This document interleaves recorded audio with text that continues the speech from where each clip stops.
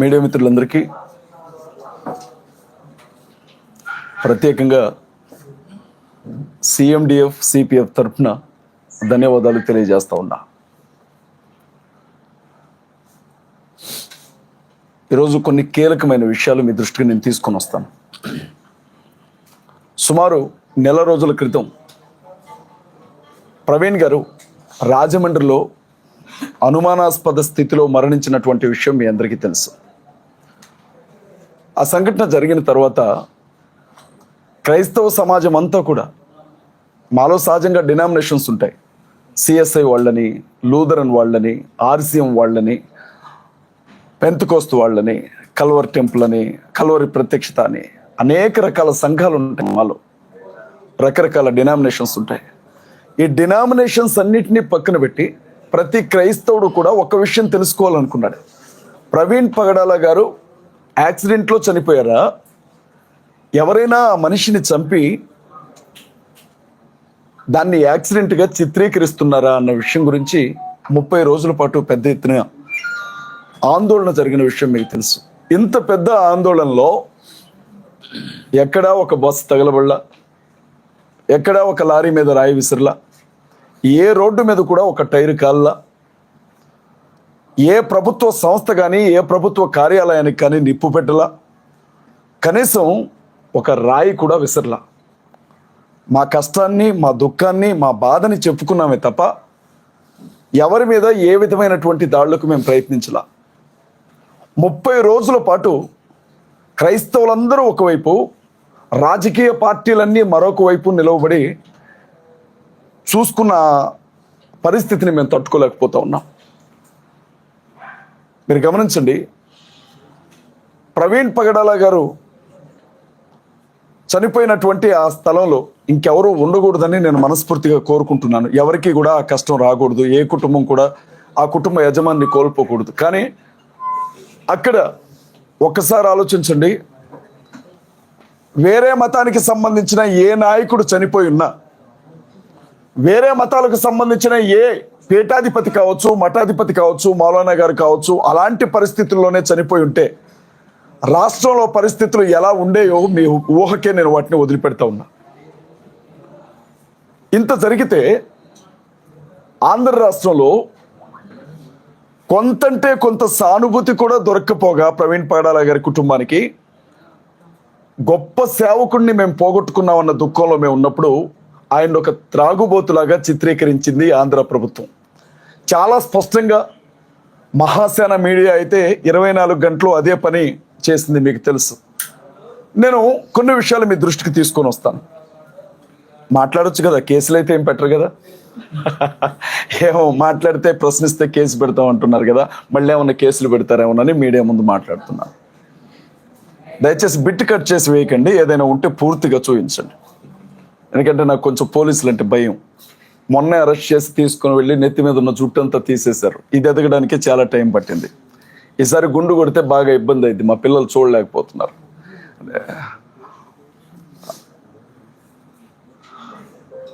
ప్రవీణ్ పగడాల గారు చనిపోయిన తరువాత ఎస్పీ గారు ఒక ప్రెస్ మీట్ పెట్టారు, మీకు జ్ఞాపకం ఉండి ఉంటుంది. ప్రెస్ మీట్ పెట్టి ఇక్కడ ఒక మనిషి చనిపోయి పడిపోయి ఉన్నాడు అన్న విషయం మొదటిగా మా ఏఎస్ఐ గారికి ఆయన నడుచుకుంటూ వెళుతుంటే, మార్నింగ్ వాక్ చేస్తుంటే ఎవరో చెప్పారు, అలా తెలిసింది అని చెప్పారు. ఇది మీరు అందరూ సాక్షులే దీనికి. రెండవసారి ప్రెస్ మీట్ జరిగింది. ఐజీ అశోక్ కుమార్ గారు అనుకుంటా, బహుశా ఎస్పీ గారిని పక్కన కూర్చోబెట్టుకొని ఆయన ఒక మాట చెప్పారు. ఏమన్నారంటే, ప్రవీణ్ పగడాల గారి శవం దొరికిన తర్వాత ఎవరో మాకు 101కో 100కో డైల్ చేసి చెప్తే గానీ అక్కడ శవం ఉందన్న విషయం మాకు తెలియదు అని చెప్పారు. ఇద్దరు కూడా, ఎస్పీ గారు ఒకవైపు, ఐజీ గారు ఒకవైపు సంబంధమే లేని స్టేట్మెంట్స్ ఇచ్చారు. అయినా వాళ్ళని ఎవరు అడగరండి, ఎందుకంటే వాళ్ళు పోలీసులు కాబట్టి. కొన్ని రోజులు గడిచిన తర్వాత ప్రవీణ్ పగడాల గారు మందు తాగి చనిపోయాడు అన్న విషయాన్ని ప్రజలందరికీ చేరవేస్తూ కొన్ని ఛానల్స్లో, నేను ఏ ఛానల్ని కూడా తప్పు పట్టను, ఎందుకంటే మీడియా వారు వారికి అందినటువంటి సమాచారాన్ని బట్టి మాట్లాడుతూ ఉంటారు కాబట్టి, ఆయన లిక్కర్ షాప్లో మందు కొనుక్కున్నాడు అన్న విషయం గురించి పెద్ద ఎత్తున చర్చ జరిగిందండి. నేను ఇదే విషయాన్ని ఐజీ గారిని అడిగాను. సార్, ఆయన మందు తాగాడు, మందు కొనుక్కున్నాడు, లిక్కర్ షాపుల దగ్గరికి వెళ్ళి లిక్కర్ కొన్నట్లుగా ఒక సీసీటీవీ ఫుటేజ్ బయట వైరల్ అవుతోంది, మీరేమైనా మీడియాకి ఇచ్చారా అని అడిగాం. ఆ నెక్స్ట్ డేనే ఐజీ గారు అసలు ఆ ఫుటేజీ మా దగ్గరికి రాలేదు, దాన్ని మేము విడుదల చేయలేదు అని చెప్పాం. ఆ తర్వాత ఏం జరిగిందో మీ అందరికీ తెలుసు, అది నకిలీ ఫుటేజ్ అని మీడియా వాళ్ళు ప్రకటించారు. ఇక మూడో విషయం, కీలకమైన విషయం, నాకున్న అనుమానం అండి, మళ్ళీ దేశద్రోహం కేసులు ఏం పెట్టొద్దు దయచేసి నా మీద. నాకున్న అనుమానం ఏంటంటే, ప్రవీణ్ పగడాల గారు రాత్రి 10:40 11:40 చనిపోయారు అని పోస్ట్ మార్టం రిపోర్ట్ అని చెప్తోంది. ఆ మనిషి రాత్రి 11:40 చనిపోతే ఉదయం 9 గంటల సమయంలో ఆయన ఫోన్ తీసుకొని ఆ ఫోన్ని ఆయన చేతి వేలు ద్వారా అన్లాక్ చేశారు అని చెప్పారు. అంటే డాక్టర్లు ఏమంటున్నారు అని అంటే, ఒక మనిషి చనిపోయిన తర్వాత అతని డెడ్ బాడీ రక్త ప్రసరణ ఉండదు కాబట్టి ఫోన్ లాక్ని తీయడం అనేది సాధ్యమయ్యే పని కాదు అని కొంతమంది డాక్టర్లు చెప్పారు. నేనేం పండితుడిని కాదు, డాక్టర్ని కాదు, నా అనుమానం మాత్రమే. మళ్ళీ చెప్తున్నాను, దీన్ని సాగ్గా చూపించి నన్ను అభినయను అరెస్ట్ చేయొద్దు. ఐజీ గారు ఏమన్నారు అని అంటే, ప్రవీణ్ పగడాల గారి వేలిముద్రను ఉపయోగించి చేసామని చెప్పారు. ఇది సాధ్యమయ్యే పనేనా? ఇది సాధ్యమేనా నేను అడుగుతా ఉన్నా ఒక న్యాయవాదిగా. మనిషి చనిపోయిన 11 గంటల తర్వాత ఆ వ్యక్తి చేతి వ్రేలితో అతని ఫోన్ని అన్లాక్ చేసి కాల్ చేసామన్నారు. ఇది ఎంతవరకు నమ్మొచ్చు? ఇక పోస్ట్ మార్టం రిపోర్టు మీడియాకు కూడా ఇవ్వలేదండి, పోలీస్ డిపార్ట్మెంట్ వాళ్ళు, వాళ్ళ ఫ్యామిలీకి మాత్రమే ఇచ్చారు, మీకు తెలుసు ఆ విషయం. కానీ మాజీ ఎంపీ హర్ష్ కుమార్ గారు పోస్ట్ మార్టం రిపోర్ట్ని బయటికి తీసుకొని వచ్చారు. వచ్చిన తర్వాత అందులో మనం గమనించినప్పుడు అసలు ఆయన కడుపులో, ఆ ప్రేగుల్లో మందు తాగినట్లు వాసనే లేదు అని చెప్పారు. హైదరాబాద్ పట్టణంలో బయలుదేరి హైదరాబాద్లో ఒకసారి, కోదాడలో ఒకసారి, ఏలూరులో ఒకసారి, విజయవాడలో ఒకసారి తాగిన మనిషి తాగి తాగి తాగి చచ్చిపోతే కడుపు నిండా మందే ఉండాలి, కానీ ఎక్కడ మందు వాసన రాలేదు అని చెప్పి పోస్ట్ మార్టంలో ఉంది. మన ఆయన త్రాగి డ్రంక్ అండ్ డ్రైవ్లో చనిపోయారు అని ఐజీ గారు చెప్పారు. మరి అంత పెద్ద ఆయన చెప్పినప్పుడు నమ్మాలి కాబట్టి యాక్సిడెంట్లోనే చనిపోయారని నేను కూడా అనుకుంటున్నాను. కొన్ని అనుమానాలు అయితే అలాగే మిగిలిపోయి ఉన్నాయి. ఇంత పెద్ద ఎపిసోడ్లో ఇదంతా మీకెందుకు జ్ఞాపకం చేస్తున్నాను అని అంటే, ఇంత పెద్ద ఎపిసోడ్లో బంగ్లాదేశ్లో ఎక్కడో దాడులు జరిగాయి అని చెప్పి మాట్లాడిన పవన్ కళ్యాణ్ గారు, ఆంధ్ర రాష్ట్ర ఉప ముఖ్యమంత్రి పవన్ కళ్యాణ్ గారు, బంగ్లాదేశ్లో హిందువుల మీద దాడులు జరుగుతున్నాయి, ఒక్కడిని కూడా వదిలిపెట్టం వాళ్ళని అనుకుంటూ మాట్లాడారు. మంచిది, మేము కూడా ఆ రోజు ఖండించాం. మన దేశ ప్రజల మీద ఏ దేశంలో కూడా దాడులు జరగడానికి వీలు లేదు అన్నది మా స్టాండ్ కూడా. ఆ తర్వాత కూడా ఆయన ఒక పార్టీ సభను ఏర్పాటు చేసుకున్నారు, జనసేన జయకేతనమా ఏదో ఒక సభ, మీకు ఐడియా ఉండుంటుంది. ఆ సభలో కూడా ఆయన మాట్లాడుకుంటూ ఎప్పుడో కొన్ని సంవత్సరాల క్రితం అసదుద్దీన్ ఓవైసీ మాట్లాడిన మాటలను ప్రస్తావిస్తూ, మేము అన్ని మతాలను గౌరవిస్తాం, అందరినీ ప్రేమిస్తాం, ద సేమ్ టైం మా హిందువులకు జరుగుతుంది కాబట్టి ఇలా ఉన్నారు, కానీ ఇదే మీ ముస్లింలకు కానీ క్రైస్తవులకు కానీ జరుగుంటే దేశాన్ని మీరు ఏం చేసేవాళ్ళో అందరికీ తెలుసు అని మాట్లాడాడు. ఇప్పుడు నేను పవన్ కళ్యాణ్ గారిని ఒక మాట అడుగుతా ఉన్నా. 30 రోజులు మీరు పార్టీ అధ్యక్షులు, రాష్ట్రానికి ఉప ముఖ్యమంత్రి, అనేక శాఖలకు మంత్రివర్యులుగా ఉన్నారు. నోరు తెరచి ఒక్కసారంటే ఒక్కసారైనా మీడియా చిట్చాట్లోనైనా ప్రవీణ్ గారి కుటుంబానికి సానుభూతిని తెలియచేశారా? ప్రవీణ్ గారి కుటుంబానికి సింపతి, కనీసం ఒక మనిషి, సాటి మనిషి చనిపోయాడు, ఓహో బహుశా అక్కడ ఆవు చనిపోయి ఉంటే మాట్లాడేవాడు. మాట్లాడడమే కాదు, నడి రోడ్ల మీద ధర్నాలు కూడా చేసేవాడు. కానీ అక్కడ చచ్చిపోయింది ఒక పాస్టర్, అది కూడా ఆఫ్టర్ ఆల్ ఒక దళితుడు కాబట్టి మాట్లాడలేదు. మీరు ఆఫ్టర్ ఆల్ అంటున్న ఆ పాస్టర్ కొన్ని లక్షల మంది, కొన్ని కోట్ల మంది క్రైస్తవుల గుండె చప్పుడుగా ఉన్నాడు అన్న విషయాన్ని ఈరోజు నేను పవన్ కళ్యాణ్ గారికి చెప్తా ఉన్నా. పవన్ కళ్యాణ్ గారు స్పష్టంగా జ్ఞాపకం ఉంచుకోవాలి, పిఠాపురంలో ఎస్సీ మాలపల్లి, మీ అందరికీ తెలుసు, మాలలందరినీ కూడా వెలేశారు. వాళ్ళకి సరుకులు అమ్మలేదు, తినడానికి తిండి దొరకనివ్వలేదు, అన్నీ చేస్తే నియోజకవర్గంలో ఎమ్మెల్యే అయ్యుండి కనీసం ఆ విషయం గురించి మాట్లాడలా. ఇవాళ ఆయన దేశం గురించి, ధర్మం గురించి మాట్లాడుతూ ఉన్నాడు. నేనేమంటున్నానంటే, మరి నీ కోసం క్రైస్తవులు ఎంతో మంది ఓట్లేశారు, జనసేన జెండాలు పట్టుకొని క్రైస్తవులు కుర్రాళ్ళు తిరిగారు, నీ అభిమానులు ఉన్నారు, వారికి నువ్వేం సమాధానం చెప్పబోతున్నావు, లేకపోతే మేము నీకు ఎలాంటి సమాధానం ఇస్తారు నువ్వు చూడాలనుకుంటున్నావు అని నేను అడుగుతా ఉన్నా పవన్ కళ్యాణ్ గారు. ఇక రెండో విషయం, పవన్ కళ్యాణ్ గారు మాట్లాడలేదంటే వదిలేయండి, జగన్మోహన్ రెడ్డి గారండి, క్రైస్తవులందరూ బాగా ఇష్టపడతారండి జగన్మోహన్ రెడ్డి గారిని. జగన్మోహన్ రెడ్డి గారు వ్యక్తిగతంగా ఆయనకు వచ్చిన ఇమేజ్ కాదు అది, రాజశేఖర్ రెడ్డి గారి ఏకైక కొడుకు కావడం, రాజశేఖర్ రెడ్డి గారు దుర్మరణం చెందటం, ఆ విధంగా ఆయన ప్రజల్లో సానుభూతిని తీసుకున్నాడు, వారసత్వాన్ని లెగసీని తీసుకున్నాడు. ఆయన అనేక సార్లు చెప్పాడు, మీరు వినే ఉంటారు, నేను ఒక క్రైస్తవుణ్ణి, నేను బైబిల్ని నమ్ముతాను, నేను 4 గోడల మధ్య ప్రార్థన చేసుకుంటాను, మా అమ్మ ఒక క్రైస్తవురాలు అని అనేక సందర్భాల్లో చెప్పారు. నేను ఆయన ఏమడుగుతున్నానంటే, మీరు ఒక మాజీ ముఖ్యమంత్రి, మీరు ఒక పార్టీ అధ్యక్షుడు, 5 సంవత్సరాలు ముఖ్యమంత్రిగా పనిచేసినటువంటి వ్యక్తి మీరు ఏ క్రిస్టియన్ కమ్యూనిటీని, ఏ క్రిస్టియన్ రిలీజియన్ని ఓన్ చేసుకుని అనేక సందర్భాల్లో సుమారు అండి, మీరు నమ్మండి, 1,60,00,000 అనధికారిక ఓటింగ్ ఉంది ఆంధ్రాలో క్రిస్టియన్స్ది.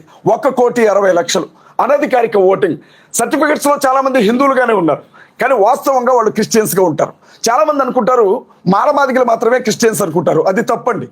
బీసీల్లో క్రిస్టియన్స్ ఉన్నారు, ఎస్టీలో క్రిస్టియన్స్ ఉన్నారు, కమ్మల్లో క్రిస్టియన్స్ ఉన్నారు, రెడ్లలో క్రిస్టియన్స్ ఉన్నారు, వెలమల్లో క్రిస్టియన్స్ ఉన్నారు, రిలీజియన్ పరంగా అనేక కులాల్లో క్రిస్టియన్స్ ఉన్నారు. వీళ్ళందరూ కూడా జగన్మోహన్ రెడ్డి గారిని ఎవరేమనుకున్నా మావాడు అనుకొని పల్లకిలో తీసుకొని వెళ్ళి ముఖ్యమంత్రి పదవిలో కూర్చోబెడితే, మణిపూర్లో అంత పెద్ద విధ్వంసం జరిగినప్పుడు భారతీయ జనతా పార్టీకే మద్దతు పలికాడు తప్ప వ్యతిరేకంగా ఓటు వేయాల. అప్పుడే అందరి మనసు విరిగిపోయింది దాని మీద. కానీ తన సొంత రాష్ట్రంలో ఒక గొప్ప దైవజండు అనుమానాస్పద స్థితిలో చనిపోయి ఉంటే నోరు తెరచి, ఇది హత్యనా, ఇది యాక్సిడెంట్నా, నా తోటి క్రైస్తవులు, నన్ను గెలిపించిన వారు, నాకు అండగా నిలబడిన వారంతా ఏడుస్తున్నారు, ఏడవడమే తప్ప ఏమీ చేయడం చేతగాని వాళ్ళు, నేను మాట్లాడాలని ఒక్క మాట కూడా జగన్మోహన్ రెడ్డి మాట్లాడలేదండి. నేను అడిగాను జగన్మోహన్ రెడ్డి గారిని, కనీసం ఇది 2 రాష్ట్రాల సమస్య అయిపోయింది. ఆ మనిషి ఏమో తెలంగాణలో బ్రతికే మనిషి, చనిపోయిందేమో ఆంధ్రాలో చనిపోయాడు. తెలంగాణ ప్రాంతంలోనికి ఆయన శవాన్ని తీసుకుని వచ్చినప్పుడు, నువ్వు పార్టీ అధ్యక్షుడిగా రాకపోయినావు, మాజీ ముఖ్యమంత్రిగా రాకపోయినావు, కనీసం ఒక క్రైస్తవుడిగా ఆ ఇంటికి సానుభూతి తెలపడానికైనా రాలేకపోయావు, నీ కాళ్ళేమైపోయాయని నేను అడుగుతా ఉన్నాయి వాళ్ళ జగన్మోహన్ రెడ్డి. నేను వాళ్ళు చెప్తా ఉన్నా, మాజీ ముఖ్యమంత్రి జగన్మోహన్ రెడ్డి గారు, వైఎస్ఆర్ కాంగ్రెస్ పార్టీ అధ్యక్షుడు జగన్మోహన్ రెడ్డి గారు, క్రైస్తవుల దెబ్బ ఎలా ఉంటుందో చూపిస్తాం, కాసుకోండి, సవాల్ చేసి చెప్తా ఉన్నా జగన్మోహన్ రెడ్డికి. ఇన్ని రోజులు భుజాల మీద నేను మోసినాం కదా, ఈ భుజాల మీద నుంచి నిన్ను నేల మీద ఎట్లా పడగొడతామో కూడా జగన్మోహన్ రెడ్డి చూసుకోవాలా. జగన్మోహన్ రెడ్డికి ఒక్క ఓటు కూడా పడనివ్వండి మేము చెప్తా ఉన్నాం. ఆంధ్ర రాష్ట్రంలో చాలా మంది అనుకుంటున్నారు జగన్ డబ్బులు ఇచ్చి మీటింగ్లు పెట్టిస్తున్నాడు అని అనుకుంటున్నాడు. జగన్మోహన్ రెడ్డి గారికి 2 లక్షల కోట్లు 3 లక్షల కోట్లు ఆస్తున్న మా ఆత్మగౌరవం ఉందది మాకు వెంటికితో సమానం. చేతులు చాపి వాళ్ళ దగ్గర వీళ్ళ దగ్గర డబ్బు తీసుకుని ఒక మనిషి చావుని ఉపయోగించుకోవాలనుకునే దుస్థితికి మేము ఇంకా దిగజారలేదు.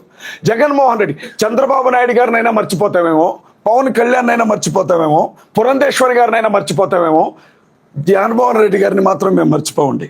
ఆయనకి ఖచ్చితంగా రివర్స్ గిఫ్ట్ ఇస్తాం, రిటర్న్ గిఫ్ట్ ఇస్తాం. మేము ఈ విషయం చాలా స్పష్టంగా చెప్పాలనుకునే ఈరోజు మేము ప్రెస్ మీట్ ఏర్పాటు చేస్తాం. ఇంకొక విషయం చెప్తా ఉన్నాను నేను, మన తెలంగాణలో ఇక చంద్రబాబు గారి గురించి చెప్పేదే ఉందండి, మీ అందరికీ తెలుసు. ఆయన క్రైస్తవులకు ప్రత్యేకంగా ప్రేమించేవాడు కాదు, క్రైస్తవుల్ని పెద్దగా ద్వేషించేవాడు కాదు అని అంటూ ఉంటారు. కానీ వాస్తవం ఏంటంటే దళితులుగా పుట్టాలని ఎవరు కోరుకుంటారు అని చెప్పిన ఏమంటారు వాటిని, ఆ వజ్రాల లాంటి పదాలు ఆయన చెప్పినవే. ఇంకొక మాట కూడా అన్నాడు ఆయన, చంద్రబాబు నాయుడు గారు, హిందువులు బై బర్త్ హిందువులుగానే ఉన్నారు, ముస్లింలు బై బర్త్ ముస్లిమ్స్గానే ఉంటారు, క్రైస్తవులు మాత్రం డే బై డే వీళ్ళు పెరుగుతూ పోతున్నారు, దేవాలయాల దగ్గరకు వచ్చి కూడా వీళ్ళు మత మార్పిళ్ళు చేస్తారు అని చెప్పి మాట్లాడినటువంటి ఆ గొప్ప శాంతి దూత పదాలను మేము ఎప్పుడూ జ్ఞాపకం ఉంచుకుంటాం. చంద్రబాబు నాయుడు గారు నిన్న కాక మొన్న వీరయ్య చౌదరి గారు ఎవరో చంపేశారు. చక్కగా చంద్రబాబు నాయుడు గారు వెళ్ళిపోయి ఆ ర్యాలీలో ముందు నడిచి అటొక ఫోటో ఇటొక ఫోటో పట్టుకొని నడిచిన ఆయన ఎప్పటి వరకు కనీసం ప్రవీణ్ పగడాల గారు చనిపోతే ఆ ఇంటికి మగదిక్కు లేదు, వెళ్ళి ఆ తల్లిని ఒక అన్న స్థానంలోనో తండ్రి స్థానంలోనో నిలబడి 4 ధైర్యం చెప్పే మాటలు చెప్పొద్దామని అనుకోలే.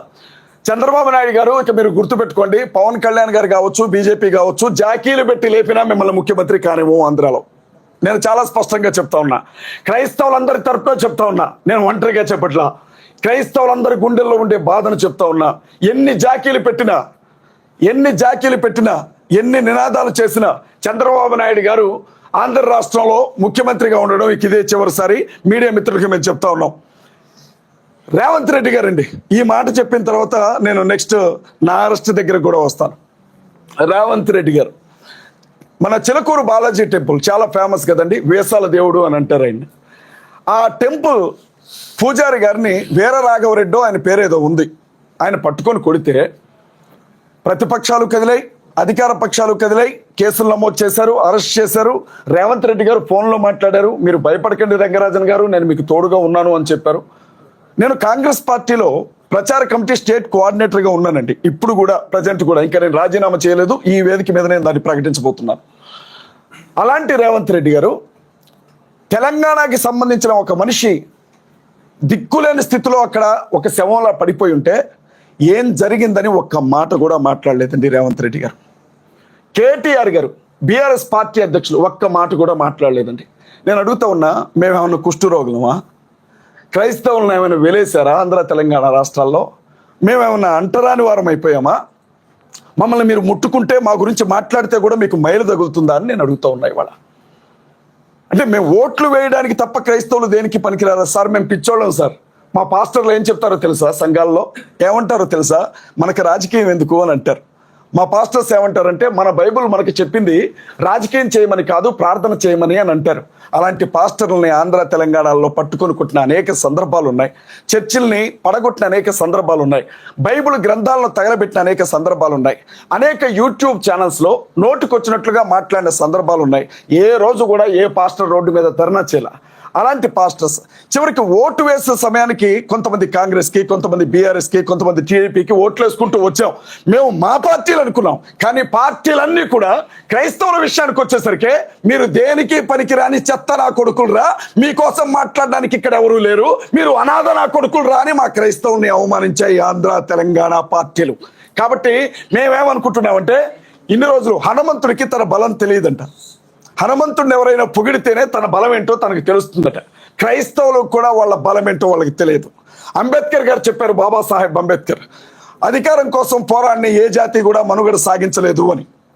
ఇవాళ మేము ఒకటే చెప్తా ఉన్నాం, ప్రతి అసెంబ్లీ నియోజకవర్గంలో నుంచి క్రైస్తవుల ఓట్లు ఎన్ని ఉన్నాయో బయటికి లెక్క తీస్తాం. ఆంధ్రాలో, తెలంగాణలో క్రైస్తవుల ఓటింగ్ పర్సంటేజ్ ఎంత ఉందో లెక్క తీస్తాం.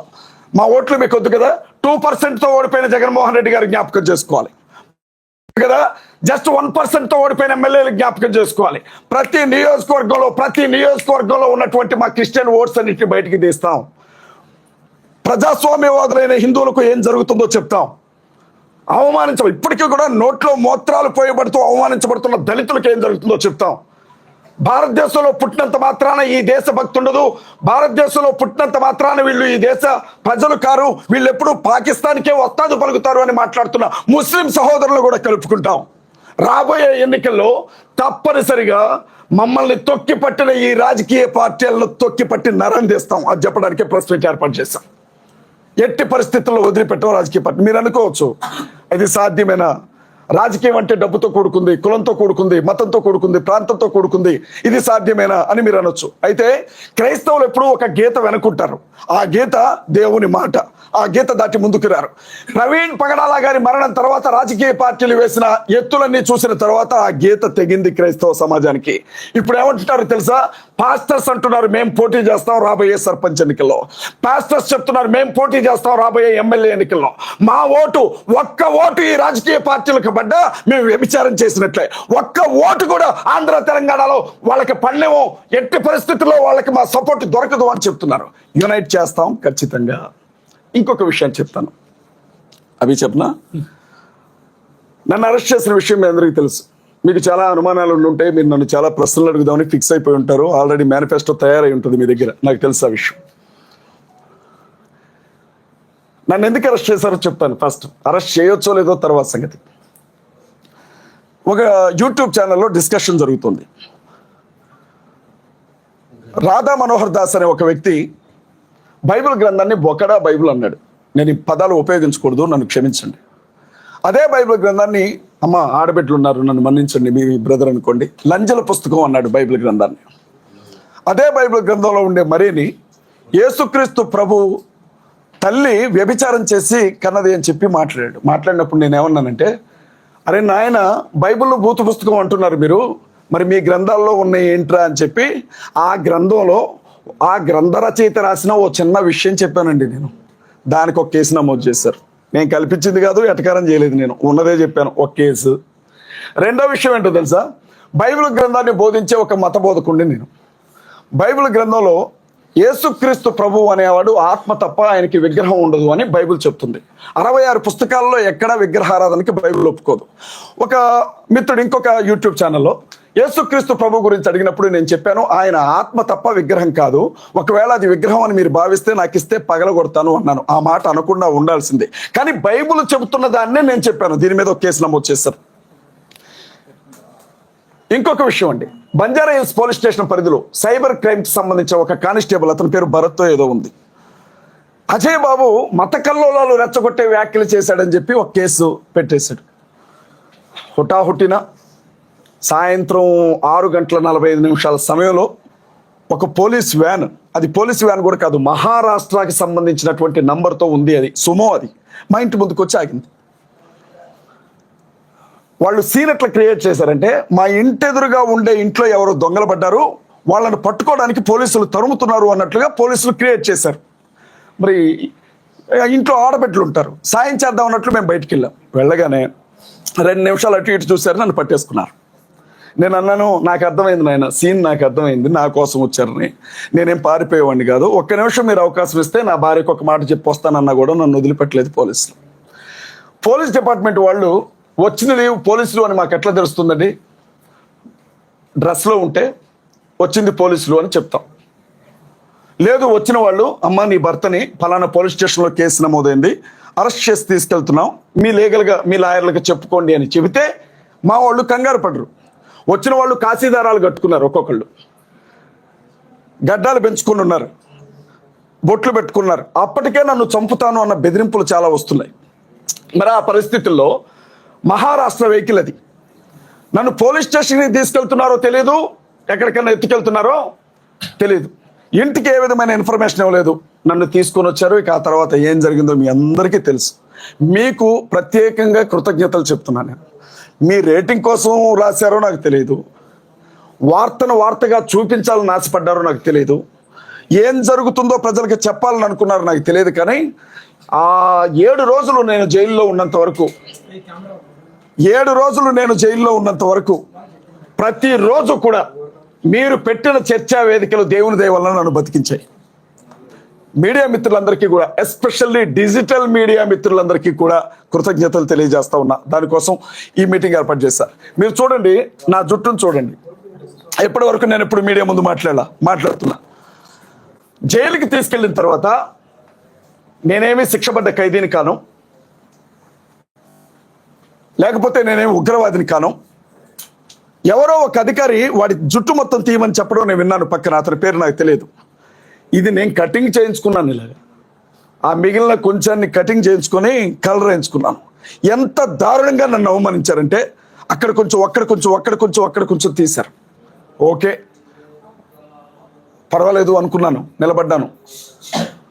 నన్ను జైళ్ళ శాఖకి సంబంధించిన ఒక అధికారి నన్ను చూడడానికి వచ్చాడు, అతని పేరు నాకు తెలియదు. ఆఫీస్లో కూర్చొని ఖైదీలందరితో పాటు నన్ను పిలిపించారు. నేను వెళ్ళాను. వెళితే కాళ్ళకుండా చెప్పులు తీయించారు నాతో. ఎర్రటి ఎండలో నల్లరాతి బండ, అది ఆ బండ మీద నిలబెట్టారు 15 గంట సేపు. వచ్చిన వ్యక్తి ఏ కేసులో వచ్చావు అని అడిగాడు. సార్ కమ్యూనల్ ఇష్యూ అన్నాను. అక్కడ మొదలు పెట్టాడండి లానా కొడక అనుకుంటూ. నోటికి ఎన్ని మాటలు వస్తాయి అన్ని మాటలు తిట్టాడు. అతను క్రైస్తవులను తిట్టాడు, ముస్లింలు తిట్టాడు, అందరినీ తిట్టాడు. నేనేమంటున్నానంటే, మీకు ఆర్ఎస్ఎస్ భావజాలం అంతుంటే కాకి డ్రెస్ వదిలేసి కాషాయ బట్టలు కట్టుకొని తిరగండి. నేనే తప్పు చేయలే. నన్ను నోటికొచ్చినట్లుగా నా తల్లిని కూడా తిట్టాడు అతను. చాలా ఇబ్బంది పడ్డానండి. ఇంకో విషయం కూడా మీడియా మిత్రుల ద్వారా నేను ప్రజలకు చెప్పాలి. నన్ను అరెస్ట్ చేసి తీసుకొని వెళ్ళినప్పుడు నేను నైట్ డ్రెస్, నైట్ ప్యాంట్ మీద ఉన్నాను. 5 రోజుల పాటు మేడం అవే డ్రెస్లో ఉంచారు నన్ను. ఒక్క జత నా బట్టలు ఇవ్వమంటే ఇవ్వలేదు నాకు 5 రోజులు. నా తోటి ఖైదీలందరూ చెప్తారు. కటింగ్ చేసిన తర్వాత ఒళ్ళంతా షర్ట్ గుచ్చుకుంటా ఉంటే ఒక్క షర్ట్ తెచ్చుకుంటాను సార్ అంటే ఊరుకోవాలా. నేనేం తప్పు చేశానండి? క్రైస్తవులు కూడా మనుషులే, బ్రతకనివ్వండి అని అడిగాను. ప్రవీణ్ పగడాల గారి మరణం వెనకున్న రహస్యాలేంటో బయటికి రావాలి అన్నాను. మీరు మమ్మల్ని తిడితే ఊరుకోము, మేము కూడా భారతీయులమే, మాకు హక్కులు ఉన్నాయని అడిగాను. ఇది నేను చేసిన తప్ప? ఇంత జరిగాక 5 రోజుల పాటు పోలీస్ కస్టడీకి కావాలని అడిగారు నన్ను పోలీసులు. నేనేం చేశానో నాకు ఇప్పటికి అర్థం కావట్లా, మీకేమన్నా అర్థం అయితే చెప్పండి. 5 రోజులు పోలీస్ కస్టడీకి అడిగారు నన్ను. ఏం చేద్దామని, చంపేద్దామని.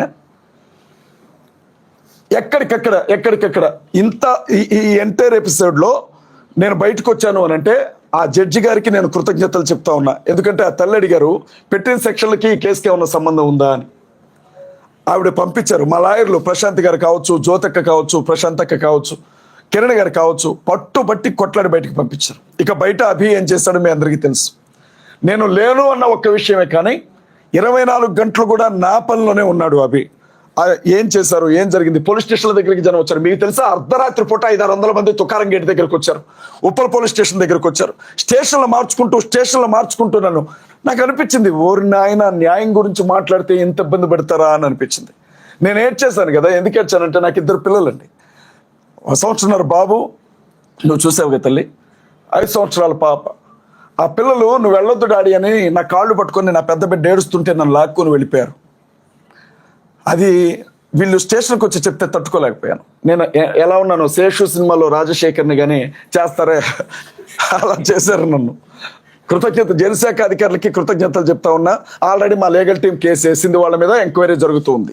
ఖమ్మం కమిషనర్ గారి మీద, జైలు శాఖ డీజీ మీద హ్యూమన్ రైట్స్ కమిషన్లో కంప్లైంట్ ఫైల్ చేశారట ఎవరో మహానుభావులు. కృతజ్ఞతలు చెప్తా ఉన్నా. ఎంక్వైరీ జరుగుతూ ఉంది. బయటకు వచ్చాను, మళ్ళీ బెదిరింపులు. పోలీసులు ఏమంటారంటే, నేను జైలుకి వెళ్ళడానికి ముందు 5 మీద ఎఫ్ఐఆర్ ఫైల్ చేయించామండి మేము. రాధా మనోహర్ దాస్ ఒకతను, హమారా ప్రసాద్ ఒకతను, లలిత్ కుమార్ సుగ్గుణ ఒకతను, రాజేష్ మహాసేన, మహాకూటమి రాజేష్ ఒకతను, ఇంకెవరు మొత్తం వచ్చింది ఆ బ్యాచ్, కరుణాకర్ సుగ్గుణ, హమారా ప్రసాద్. ఈ బ్యాచ్ మీద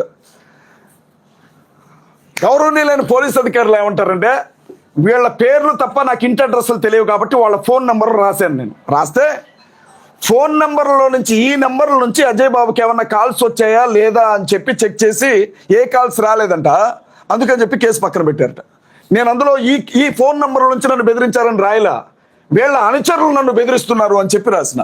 పోలీసులు ప్రాణం పోయే ప్రమాదంలో నేను ఉన్నానని చెప్తే,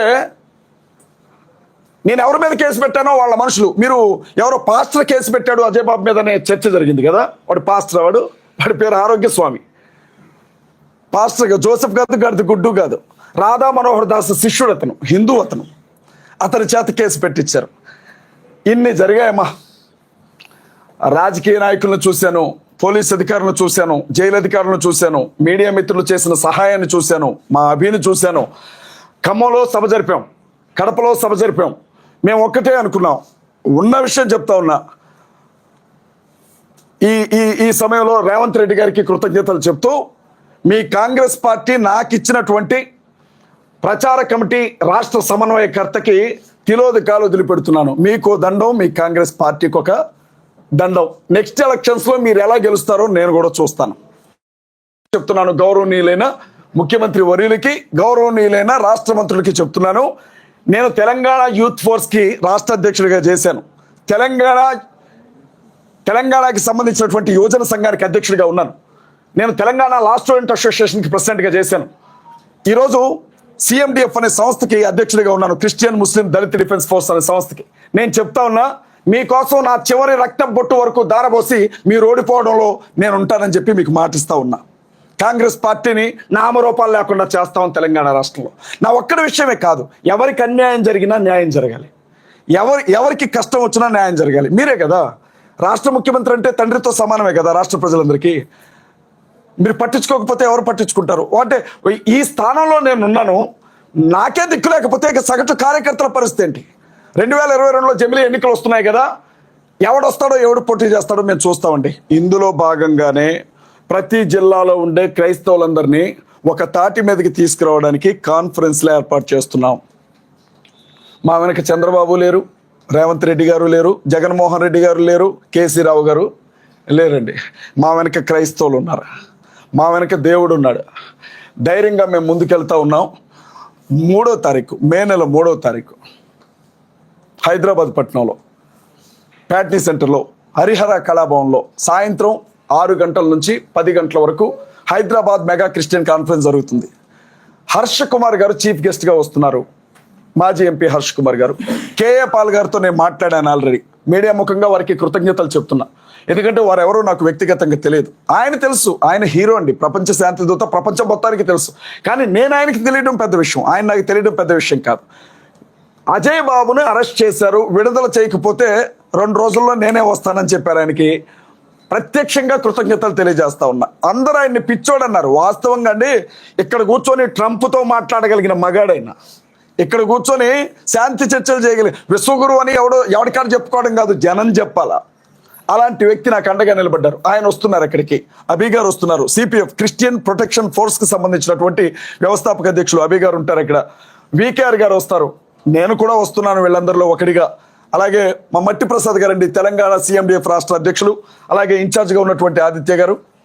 మీరు గమనించండి, సాయంత్రం 6 గంటలకల్లా చేరుకోండి, ఎందుకంటే జనం సరిపోరు, భారీ ఎత్తున జనం రాబోతున్నారు కాబట్టి సాయంత్రం 6 గంటలకల్లా క్రైస్తవులు అక్కడికి చేరుకోండి. భవిష్యత్ కార్యాచరణ ఏంటి, ఎలా మనం ముందుకెళ్ళాలి అన్న విషయంలో మేధోమదనం జరుగుతుంది అక్కడ. ప్రతి జిల్లాలో కూడా క్రైస్తవ పెద్దల మేధోమదనం కార్యక్రమం జరుగుతుంది. ఇన్ని రోజులు రాజకీయం ఒకెత్తు, ఇక ముందు జరగబోయే రాజకీయం ఒకెత్తు. నేను చెప్తా ఉన్నా, అవసరమైతే ఎన్నికల బరిలో మేము కూడా నిలవబడతాం. నేను అభితో ఒకటే మాట చెప్పాను, ఇన్ని రోజులు సేవ చేసాం, దేవుని వాక్యం చెప్పాం, పాస్టర్స్తో సంఘాలతో మాట్లాడాం. నేను అంటున్నాను, కొడితే కుంభస్థలమే కొట్టాలి, అవి నిలబడితే నారా లోకేష్ మీద నిలబడు, లేకపోతే పవన్ కళ్యాణ్ మీద నిలబడతాను. వాడి మీద వీడి మీద నిలబడి ఓడిపోవడం కాదు, సింహంతో కొట్లాడి చచ్చిపోతేనే పరువు ఉంటుంది, పందితో పోట్లాడి గెలిచిన విలువ ఉండదు. ఖచ్చితంగా ప్రతి నాయకుడి మీద కూడా క్రైస్తవ అభ్యర్థి నిలబడతాడు. వ్యూహాత్మకంగానే ముందుకు వస్తాం. ఇదంతా కూడా 4 రోజులు బాధలో మాట్లాడుకోవద్దండి.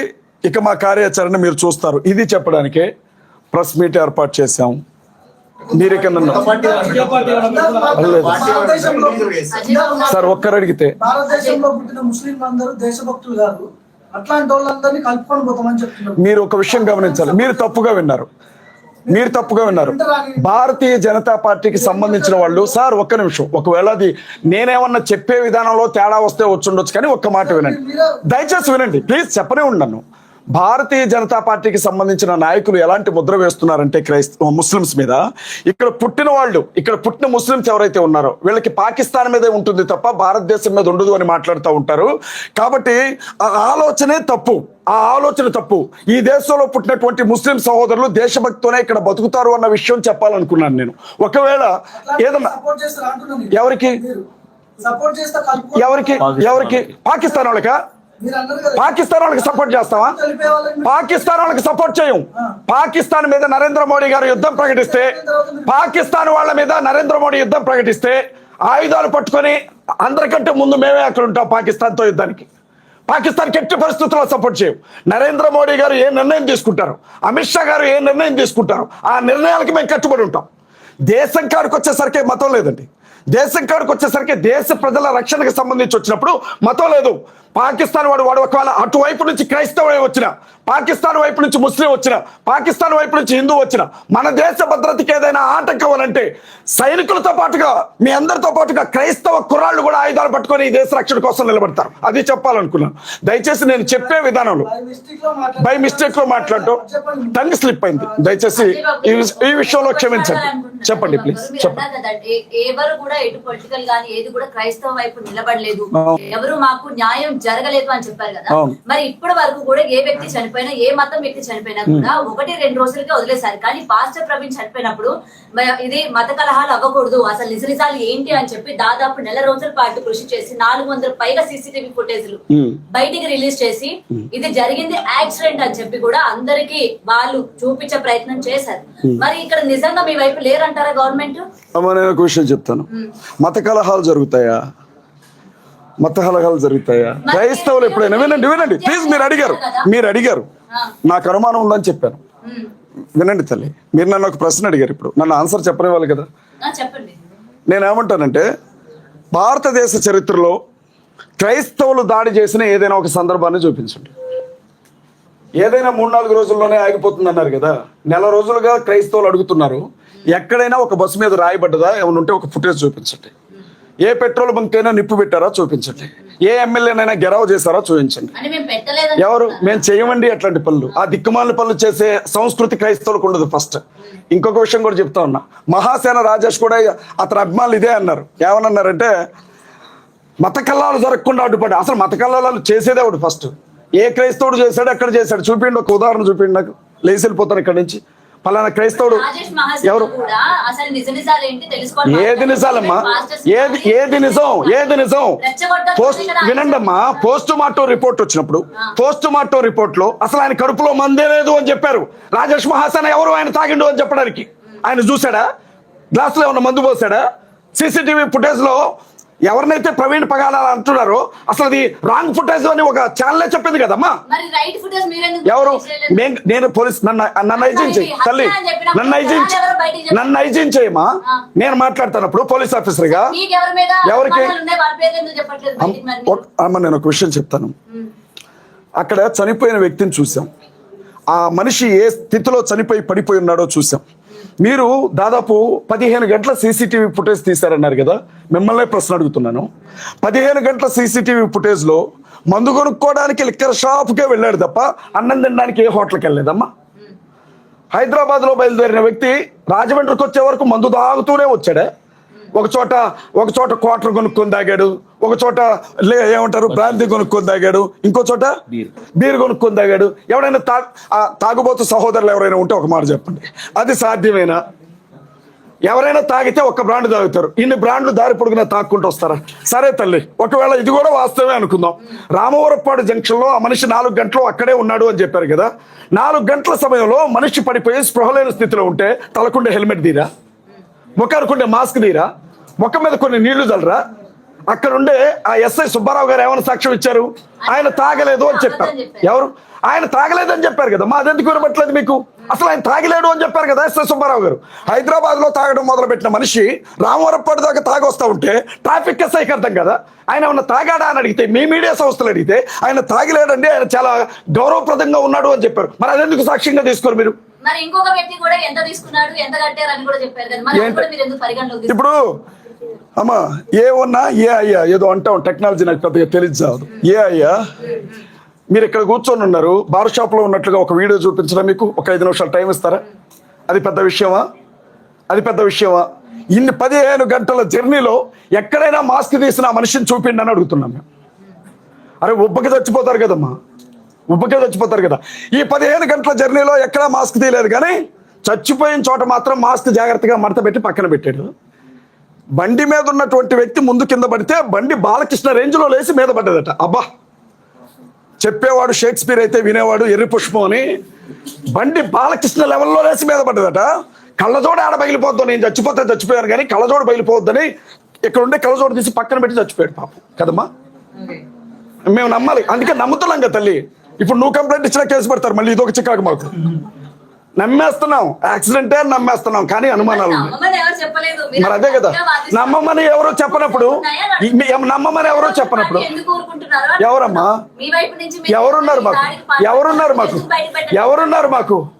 ఎవరున్నారు మాకు? మా తరపున ఏ రాజకీయ పార్టీ మాట్లాడింది? ఏ ఎమ్మెల్యే మాట్లాడాడు? మా తరపున ఏ పార్టీ అధికార ప్రతినిధి మాట్లాడాడు? మా తరపున ఎవరు మాట్లాడారు చెప్పండి? ఒక్క కేఏ పాల్ గారు మాట్లాడాడు. ఆయన ఎలా చిత్రీకరించారో ప్రజలందరికీ తెలుసు. హర్ష కుమార్ గారు మాట్లాడితే ఆయన అరెస్ట్ చేసి జైలుకి బయటికి తీసుకుపోయి ఇంటికి గుడ్డలను జింపి తీసుకొచ్చారు ఇంటికి. నిజమేనా కాదా? ఆ కొద్దో గొప్ప అనుమానం ఉంది అని మాట్లాడుతుంటే నాకు చేసిన సన్మానం కూడా చూశారు. ఇంకేం కావాలా? భయం సార్, అందుకే ఇక్కడికి వచ్చి ప్రెస్ మీట్ పెట్టాను. నాకు చాలా భయం, నాకు 24 గంటల భయం కేసులంటే. అందుకే ఇక్కడికి వచ్చి ప్రెస్ మీట్ పెట్టాను సార్. ఇప్పుడు తల్లి ఒక్క నిమిషం తల్లి ఒక్క నిమిషం మీరు అవుతారా? ఏంటండి అమ్మా, ఒక్క నిమిషం నన్ను మాట్లాడినివ్వండి, ఒక్క నిమిషం మాట్లాడినివ్వండి. దానికి సమాధానం చెప్తాను. ఎవరికి పట్టలేదు, నీకు ఒక్కడికే ఎందుకు పట్టింది అని అడిగారు ఆయన. నేనేమంటున్నానంటే, నేను వేరు సార్, నేను మీకు కష్టం వచ్చినా నేను అలాగే మాట్లాడతాను. నా మనసు ఊరుకోదు, నా పద్ధతి అది. నేను ఒక్కడ మాట్లాడమేంటి సార్? అభినయ్ మాట్లాడేదా? ఇంకా అభినయ్ అరెస్ట్ చేయాల, కేసు పెట్టారులేండి, ఫ్రీగా వదిలిపెట్టలా. ఆయనకు కూడా కావాల్సినవి ఇచ్చారు. ఆయనకి రాజానగరంలో వచ్చినాయి ఆ నోటీసులు. ఆయన అరెస్ట్ చేస్తారు, వీకేఆర్ మీద కేసు పెట్టారు, హర్ష్ కుమార్ గారి మీద కేసు పెట్టారు, కేఏ పాల్ గారి మీద కేసు పెట్టారు. ఎందుకు పెట్టలేదు సార్? నేను ఒక్కడైనా కోన్కిస్కా గొట్టంగా నేనేమన్నా సార్ ఒక్కడనే అంటారు మీరు? ఎంతో మంది, కొన్ని లక్షల మంది క్రైస్తవులు కొట్లాడుతున్నారు ఇవాళకి కూడా. ఈ సిస్టర్ ఒక మాట అడిగారు, జెసికా ప్రవీణ్ గారికి లేని బాధ మీకెందుకు అని. అమ్మ ఒక్క విషయం చెప్తాను, చాలా అమ్మ క్షమించమని చెప్పారు. ఒకటి ఇప్పుడు మీరే చెప్పారు కదా, జెసికా గారు హామ్ చేసిన వాళ్ళని క్షమించాలంటే, హామ్ చేశారంటే చంపారని ఆవిడ కూడా ఒప్పుకున్నట్టే కదా. అంతే కదా. ఒకవేళ యాక్సిడెంట్ అని ఆవిడ నమ్మితే మరి బైక్ ని క్షమించమంటుంది ఆవిడ? కాదు కదా. ఎవరో దీని వెనక కుట్రకారులు ఉన్నారు, హంతకులు ఉన్నారు, నిందితులు ఉన్నారు కాబట్టి వాళ్ళని బైబిల్లో చెప్పిన విధానాన్ని బట్టి మనం క్షమిద్దామనే కదా మాట్లాడేది. అమ్మా ఒక్క విషయం అమ్మా, ఇద్దరు ఆడపిల్లలు, మీరు ఒక ఆడబిడ్డ, కట్టుకున్న భర్త చనిపోయినటువంటి స్థితి, చాలా బెదిరింపులు ఉన్నాయని వాళ్ళు నెత్తినోరు కొట్టుకొని చెప్పారు ఫ్యామిలీతో మేము మాట్లాడినప్పుడు. ఆ బిడ్డని, తన పెద్ద బిడ్డను చంపుతానని బెదిరిస్తున్నారు అని ప్రవీణ్ అన్న అనేక సందర్భాల్లో మాట్లాడారు. తనకి ప్రాణాపాయం ఉందని చెప్పారు. ఆ బిడ్డను తీసుకుని ఏప్రిల్ నెల 17వ తారీఖున అమెరికా వెళ్ళిపోవాలి, వీసా కూడా రెడీ అయింది ఆ బిడ్డకి. అలాంటి స్థితిలో ఈయన చంపేశారు. ఇప్పుడు ఉన్న ఒక్కగానొక్క బిడ్డని, చిన్న బిడ్డ 4 ఏళ్ళు ఉంటాయమ్మా, వాళ్ళని కాపాడుకోవాలా? రోడ్డు మీదకి వచ్చి చనిపోయిన వ్యక్తి గురించి మిగతా వాళ్ళకి టార్గెట్ కావాలా? మీరేం చేస్తారమ్మా? మీరైతే ఏం చేస్తారు ఆవిడ ప్లేస్లో ఉంటే? ఆవిడ నిస్సహాయ స్థితిని వాడుకున్నారు తప్ప సాయం చేశారా? గవర్నమెంట్ వాళ్ళకి సాయం చేశారమ్మా? పోస్ట్ మార్టం రిపోర్టు 2 వారాలు పట్టిందమ్మా. 2 వారాల తర్వాత ఇచ్చేంత ఏం జరిగిందమ్మా అక్కడ? పోస్ట్ మార్టం రిపోర్ట్ ఇవ్వడానికి గవర్నమెంట్ సాయం చేసిందా? మసిపోసి మారేడికాయం చేసింది గవర్నమెంట్. ఎవరికి సాయం చేసింది? మీ దగ్గర ఎలాంటి ఆధారాలు లేనప్పుడు మీరు హత్య అని ఎలా అంటారు? నేను హత్య అని చెప్పలా, మేము అనుమానాలు ఉన్నాయని చెప్తున్నాం. అనుమానించొద్దా? ఎవరికి? నేను చెప్తాను వినండి. యాక్సిడెంట్లో మనిషి చనిపోయిన చోట, యాక్సిడెంట్ అని అంటున్నారు కదా, ఆ మనిషి చనిపోయిన చోట ఆయన మీద బండి అలాగే పడుకోబెట్టారు.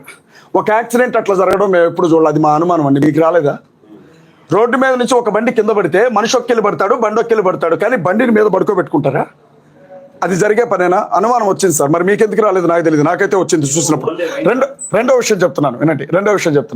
ఆ మనిషి చనిపోయినటువంటి స్థలం దగ్గర 2 కర్రలు, రక్తం వంటినటువంటి 2 కర్రలు పడిపోయి ఉన్నాయి. వాటిని దాదాపు 24 గంటల వరకు కలెక్ట్ చేసుకోవాలి. ఏదైనా సరే ఒక కీలకమైనటువంటి ఇన్సిడెంట్ జరిగినప్పుడు పంచనామా జరిపిస్తారు లేదా? మనిషి ఈ రోజు రాత్రిపూట చచ్చిపోతే రేపు రాత్రి వరకు కనీసం ఆ స్థలానికి ఒక రిబ్బన్ కూడా కట్టలే. సాక్ష్యాలు ఏమైపోవాలండి? మాకు అనుమానం ఉంది సార్. అంత పెద్ద ఆ హెల్మెట్ గురించి మీకు నేను బండి తోలను, పెద్దగా జావా హెల్మెట్ అంటారట, బస్ కింద పడ్డా పగలదంట. అది మాకెవరి మీద అనుమానాలు లేవు సార్. అది హత్య అన్న అనుమానం ఉంది. మీ మీద ఉందని నేను చెప్పలా, నా మీద ఉందని నేను చెప్పలా. అది హత్యలా కనపడుతుంది అని చెప్పాం. అంటే ఏమనాలి పోలీసులు? మీకు అనుమానాలు ఉన్నాయి, మేము ఇన్వెస్టిగేషన్ చేస్తాం, అది ఎంత నిజమో ఎంత అబద్ధమో చెప్తాం అన్నారు, కానీ ఆధారాలు పట్టరా అంటారా? మరి నన్ను కూర్చోబెట్టండి సార్. ఒక్కరోజు ముఖ్యమంత్రి అర్జున్ కూర్చోబెట్టినట్టు ఒక్కరోజు ఐజీ స్థానంలో నన్ను కూర్చోబెట్టండి, నేను పట్టుకొస్తా ఆధారాలు. రిక్వెస్ట్ చేసిన సార్, నన్ను కూర్చోబెట్టండి సార్. ఒక 24 గంటల పాటు నన్ను ఐజీ స్థానంలో కూర్చోబెట్టండి దయచేసి. పోలీస్ డిపార్ట్మెంట్ కొంత నాకు సహకరించమని చెప్పండి, నేను పట్టుకొస్తాను ఆధారాలు ఏమన్నా ఉంటే. లేకపోతే అనవసరంగా అనుమానించానని క్షమాపణ అయినా చెప్తా కదా. పోలీస్ స్టేషన్ లోనికి నన్ను తీసుకుని వెళ్తే కనీసం ఇంట్లో ఉన్న వాళ్ళు ఆడికి వస్తే కలవడానికి కూడా లోపలికి రాని గెంటేశారు. మామూలు పర్సన్ గా నాకు ఆధారాలు ఇస్తారమ్మా? సార్, క్రిస్టియన్ సమాజం మొత్తం కూడా జగన్మోహన్ రెడ్డికి ఓటు వేయదన్నారు. అలాగే చంద్రబాబు నాయుడిని మళ్ళీ ముఖ్యమంత్రి కానివ్వము. క్రిస్టియన్స్ అందరూ కూడా ప్రతి ఒక్క అభ్యర్థి మీద పోటీ చేస్తారు. పార్టీ పెట్టే ఆలోచన ఉందా? లేదండి, మేము అలా చెప్పలేం కదా. ఏమండి అమ్మా, నియోజకవర్గానికి ఒకళ్ళు నిలబడతారు, మీకు ఇంట్రెస్ట్ ఉంటే చెప్పండి, మీరు కూడా నిలబడతారు అమ్మా కదా. ఎవరు? అవును, మీరు చూసారు కదా, అసలు ప్రధానమంత్రిని టార్గెట్ చేసుకున్నాను కాదండి. నేను ఇప్పుడే ఉన్నాను పొలిటికల్లో, ప్రత్యేకంగా పాలిటిక్స్ లోకి వచ్చాను. కాంగ్రెస్ పార్టీ స్టేట్ కోఆర్డినేటర్ గా ఉన్నాను, ప్రచార కమిటీ 3 ఏళ్లుగా ఉంటున్నాను. ఏమండి, పహల్గామ్ అటాక్ గురించి నేను స్పష్టంగా ఒక ప్రశ్న అడుగుతాను. నా వీడియో మీరు చూడలేదా సార్? ఒక్క విషయం చెప్తాను, ఒక్క విషయం నన్ను ఏమండి, నన్ను వినండి సార్, చెప్పనీరా సార్ నేను ఒకటి అడగ ఉన్నా, మీకే దేశభక్తి ఉన్నట్టు మిగిలిన వాళ్ళందరూ కూడా దేశద్రోహులైనట్టు కొంచెం మాట్లాడకండి. ఒక విషయం చెప్పనండి, ఇప్పుడు 26 మందిని చంపేశారు కదా 4 ఉగ్రవాదులు వచ్చారు కదా, వచ్చారా లేదా? ఆ 4 అసలు భారతదేశంలోనికి రానిచ్చింది ఎవడు సార్? ఎట్టొచ్చారు వాళ్ళు భారతదేశంలోనికి? ఎవరు తీసుకొచ్చారో వాళ్ళకి సపోర్ట్ చేసింది ఎవరు? భద్రతా వ్యవస్థ ఏం చేస్తుంది సార్? నిఘా వ్యవస్థ ఏం చేస్తుంది? కేంద్ర హోంమంత్రి ఏం చేస్తున్నారు? నన్ను అడుగుతారేంటి సార్? వాళ్ళని అడగండి. పెహల్గావ్ మీదకి వెళ్దామా? అక్కడ జరిగినటువంటి ఆ పరిస్థితిని బట్టి పాకిస్తాన్ మీద యుద్ధం అంటున్నారు. నలుగురిని ఎక్కడో కొండల్లో కూర్చొని ఉన్నారని తెల్లారే పట్టుకొచ్చారా లేదా? మరి వాళ్ళు లోపలికి వచ్చేటప్పుడు మీ సీసీ కెమెరాలు లేకపోతే మీ అవి ఏమంటారు అవి డ్రోన్లని ఏం చేస్తాయి సార్? ఏమైనా తాగి పడుకున్నాయా నాలాగా? మళ్ళీ కేసు అవుతుంది. పెట్టండి సార్. సార్ ఇక అది నాకు తప్పలేదు సార్. ఒక్కసారి చెప్పండి. చంపేశారు సార్. ఉగ్రవాదానికి మతం వేస్తారు అంటున్నా. మీకు విషయం చెప్తాను నేను, వినండి సార్. వాడు మూర్ఖుడు. మతం పేరు చెప్పి చంపిన వాడు ఉన్మాది. ఎవడైతే మతం పేరుతో ఎదుటి మతాల వాళ్ళని చంపుతున్నాడో వాడు క్రైస్తవుడైనా ఉన్మాదే, వాడు హిందువైనా ఉన్మాదే, వాడు ముస్లిం అయినా ఉన్మాదే. మీరు ఉగ్రవాదాన్ని ఒక మతానికి ఎలా అంటగడతారు? ఎవరు? అంతే సార్. ఇప్పుడు MGBS బస్ స్టాండ్ దగ్గర అర్జెంట్ గా సెక్యూరిటీ పెట్టమనండి. ఎందుకంటే ఈ లైవ్ చూసిన తర్వాత క్రైస్తవులందరూ వెళ్ళి పడిపోతారు. అక్కడ న్యాయం కోసం అరుస్తుంటే రెచ్చగొడుతున్నట్లు కనపడుతుందా మీకు? ఏది మీరు ఏమంటారు? బతికినంతకాలం వాళ్ళ కాళ్ళు నొక్కమంటారా? ఎవరు మరి నిలబెడతారంటే మీకెందుకు కోపం వస్తుంది? మిమ్మల్ని ఏమైనా నిలబడమన్నవా? ఎవరు? క్రిస్టియన్స్ రెచ్చగొట్టం కాదు, మా ఆత్మగౌరవం గురించి మాట్లాడుతున్నాం. మా ఆత్మగౌరవం గురించి మాట్లాడుతున్నాం. ఖచ్చితంగా చెప్తా సార్. మా పార్టీతోనే పని ఉంది మాకు.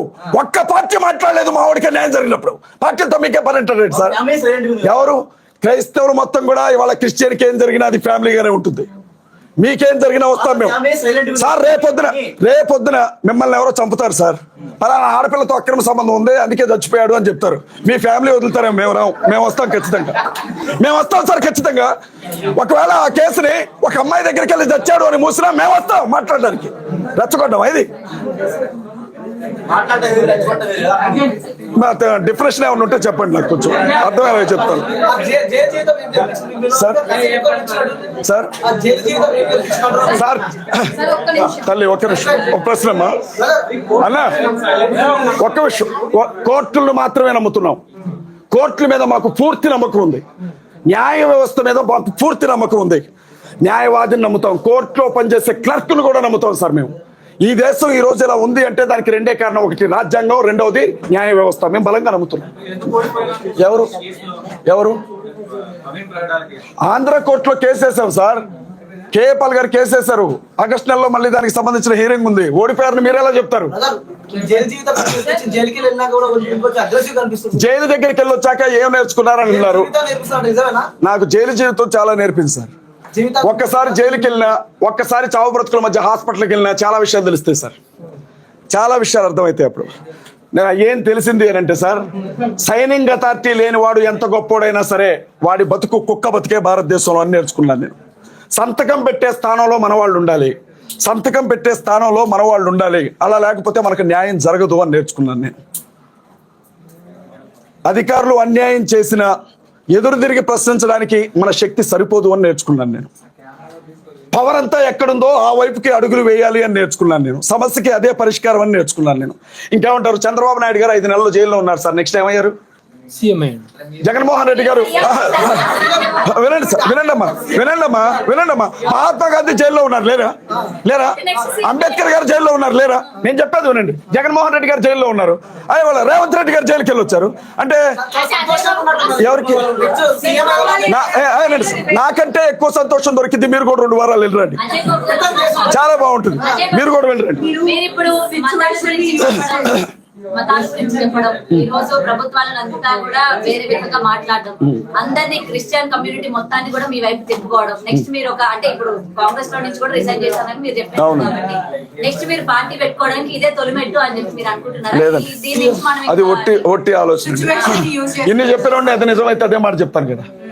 పార్టీ పెట్టి కాదమ్మా, ఒక నిమిషం సార్ అడిగారు కదా. పార్టీ పెట్టడానికి నెలకి 25,000 EMI కట్టడానికే ఎట్లా అని ఆలోచించే వ్యక్తిని పార్టీ పెట్టి ఎక్కడ సంస్థ నడపాలా? నాకు వచ్చే బాగా ఇస్తారమ్మా. మీరు కూడా క్రైస్తవులందరూ ఫండ్స్ ఇస్తారు, మీరు కూడా ఇమ్మీడియట్ గా క్రైస్తవుల తరఫున మాట్లాడండి, అకౌంట్ ఒకటి ఓపెన్ చేయండి, కావాల్సినంత డబ్బు. ఎవరు చెప్పండి ప్లీజ్. అంత పెద్ద ప్రపంచ దూత ఇక్కడ నుంచి ప్రపంచం మాట్లాడే పెద్ద వ్యక్తి వాళ్ళే ఎలక్షన్ లో ఓడిపోయాడు. గెలుస్తానని అంటున్నావా? ఎవరు చెప్పారు అసలు? ఆగండి ఒక్క నిమిషం. ఇప్పుడు ఓడిపోతే మీకు ఒక విషయం తెలుసో తెలీదో నేను చెప్తున్నాను. గెలిచిన వాడిని ఎంపీ అంటారు, ఓడిపోతే కంటెస్టెడ్ ఎంపీ అంటారు. కంటెస్టెంట్ ఆడేది కదా, అధికారం రాదు కదా ఓడిపోయి. ఎవరికి? కనీసం ఆత్మగౌరవం మిగులుతుంది కదా సార్, కనీసం ఆత్మగౌరవం మిగులుతుంది. నేను ఒక విషయం చెప్తాను సార్, దయచేసి వినండి. రొమ్ముల మీద పన్ను వేసినప్పుడు ఒక తల్లి గంగేలినో, ఆ తల్లి పేరేదో అంటారు, నంగేలినో, కత్తి తీసుకొని రొమ్మును నరికింది. ఎందుకు సార్? నిరసన తెలియచేసింది. నిరసన తెలియజేస్తామని చెప్తున్నాను నేను. నిరసన తెలియజేయడానికి ఇది ఒక పద్ధతి అంటున్నాం మేము. సార్, అంతే. మీరు తెలియజేసే నిరసన ఏదైతే ఉందో, ఇప్పుడు జరిగిన ఇన్సిడెంట్, పహల్గామ్ ఇన్సిడెంట్ ఉంది కదా, దాన్ని రెచ్చగొట్టేలా ఉంటుందా లేదా సామరస్యంగా? అమ్మా, నరేంద్ర మోడీ గారికి పూర్తిగా ఈ విషయంలో క్రైస్తవ సమాజం అంతా అండగా నిలబడుతుంది. వినండి దయచేసి. కేంద్ర ప్రభుత్వం ఏ చర్యలు తీసుకున్నా మేమందరం కూడా నరేంద్ర మోడీ గారితో కలిసి ముందడుగు వేస్తాం. అలాంటప్పుడు ఇలాంటి సిచ్యువేషన్ కి దగ్గరలో ఒక 1 వీక్, ఒక 10 days ఈ టైంలోనే మీరు ఇలాంటి పని చేయాల్సిన అవసరం ఏంటి? ఇప్పుడు నేనేం చేశాను? నేను రాజీనామా చేస్తే ప్రభుత్వం కూలిపోద్దని నాకు అర్థం కాలేదు తల్లి, క్షమించు. ఈ టైమే కాదు, ఏ టైం అయినా. పొద్దున అన్నం తిన్నాను, సాయంత్రం పూట అన్నం తింటాను. మత విద్వేషాలు ఏం లేవమ్మా. ఇప్పుడు ఏంటో తెలుసా, చిన్న విషయం చెప్పి ముగించేస్తాను. నిలబడుతున్నాను, నిలబడడానికి ముందు బజార్లో ప్రతిరోజు భర్త వాళ్ళ ఆవిడని బాగా తన్నేవాడట. ఆ తల్లి ఉంది కదా, ఆ తల్లి ఏడుస్తా ఉండేదట. ఏడుస్తా ఉంటే పోలీసులు వచ్చి ఒక రోజు అరెస్ట్ చేశారట ఆవిడని. ఎందుకు అరెస్ట్ చేశారు సార్ అంటే, నువ్వు అరుస్తుంటే న్యూసెన్స్ జరుగుతుంది బజార్లో అన్నారట. అప్పుడు ఆవిడ అందంట, మా ఆయన తంతన్నాడుగా, ఆయన అరెస్ట్ చేయరా అందంట. ఆయన తనడం గురించి మాకు తెలియదండి, నువ్వు అరిసావు కాబట్టి న్యూసెన్స్ అన్నారంట. అట్లుంది మీరు చెప్పేది. మే 3వ తారీఖు సార్, మే 3వ తారీఖు జరగబోతున్నటువంటి హైదరాబాద్ మెగా క్రిస్టియన్ కాన్ఫరెన్స్ కి మీ అందరూ కూడా రావాలని చెప్పి హృదయపూర్వకంగా. రెచ్చగొట్టే అన్న మాట అనకండి అన్న. మిమ్మల్ని చెంప మీద పెట్టి కొడితే తిరుగుతారు కదా, ఎదురు తిరుగుతారు కదా. దెబ్బ తగిలినప్పుడు అరుస్తారు కదా, దాన్ని రెచ్చగొట్టడం అని ఎందుకంటారు? వ్యక్తపరుస్తున్నాం అనుకోవచ్చు కదా. ఎవరు? ఇంకో 2 పెట్టండి అన్న, ఇంకో 2 పెట్టండి. ఇప్పటి వరకు మాట్లాడాం కదా. నేను 1 to 1 ఇవ్వనమ్మా. మీ అందరికీ నా హృదయపూర్వకమైన వందనాలు. థ్యాంక్ యూ వెరీ మచ్ మా.